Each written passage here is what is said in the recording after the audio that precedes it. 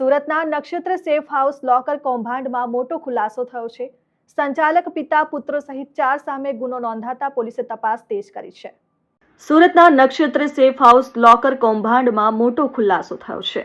Singanpur Dabholi police સ્ટેશનમાં સંચાલક પિતા પુત્રો સહિત 4 સામે સત્તાવાર એફઆઈઆર દાખલ થઈ છે।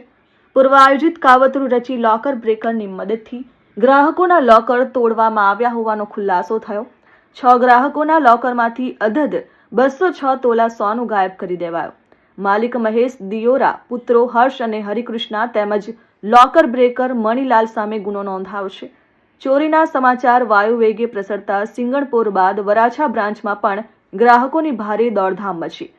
સેંકડો લોકો પોતાના દાગીના સુરક્ષિત છે કે નહીં તે ચકાસવા ચાવીઓ લઈને સેફ વોલ્ટ ખાતે પહોંચી ગયા। સમગ્ર શહેરમાં અફરાતફરીનો માહોલ સર્જાતા પોલીસે તમામ બ્રાન્ચ પર કડક બંદોબસ્ત ગોઠવી દીધો। પીઆઈ પીએમ ચૌધરીએ બીએનએસની કલમ 316(2), 316(5) અને 61(2) હેઠળ તપાસનો ધમધમાટ શરૂ કર્યો।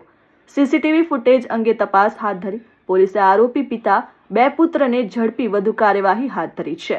Bureau report, RN news, Surat.